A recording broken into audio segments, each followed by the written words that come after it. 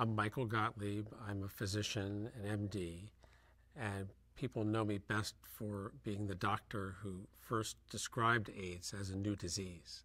So it was January 1981 when I saw my very first patient with AIDS, a 31-year-old man, a gay man, who came into hospital with fevers and weight loss and thrush, a yeast infection of his mouth, and developed pneumocystis pneumonia.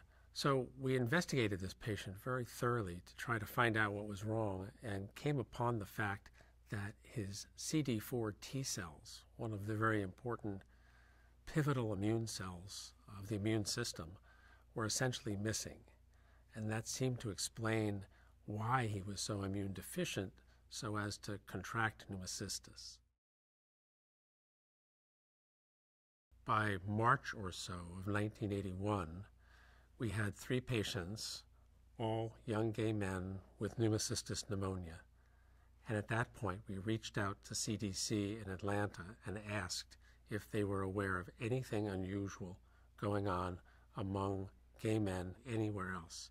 And the eerie answer on the other end of the phone was no. And so then CDC reached out to San Francisco and New York and found reports of Kaposi's sarcoma as well as pneumocystis. Kaposi's sarcoma, previously very rare in young men, consisted of purple blotches that could appear anywhere on the skin surface. And one of the fears that patients had was the appearance of one of these blotches on their face, which would have been the scarlet litter, signifying that they had AIDS. By 1982, we saw how devastating AIDS could be for a person, how people developed one infection after another and kind of just wasted away in front of us. And it was very frightening. There was little happening in the way of a public response. There was no money available to do research. And yet you felt this pressing need because your patients were dying. Back then, we're talking the early 80s. Things were very different. You were swimming upstream. There was a lot of reluctance to do anything. There was all this conservative religious overtones in the Reagan administration, where evangelicals had elected Ronald Reagan. And in his cabinet were people who essentially said, do nothing.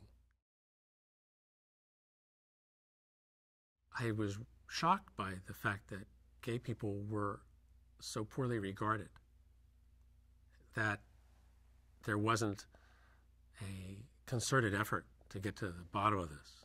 It was a blessing to have Representative Henry Waxman, who held hearings at the Gay and Lesbian Center here in Los Angeles, in which he spoke out about the need to address this emerging health problem.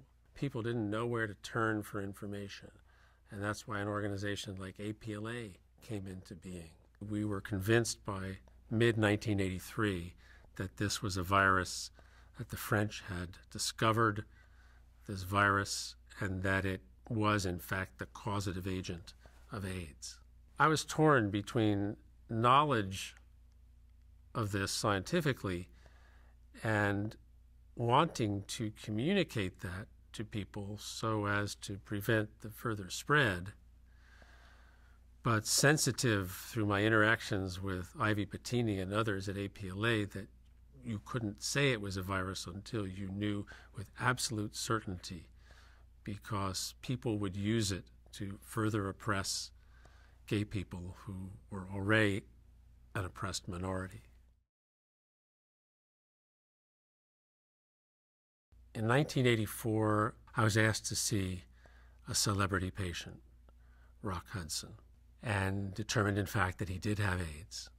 Until his death in October of 1985, I was his HIV doctor. I always knew that his case had the potential to be some kind of turning point.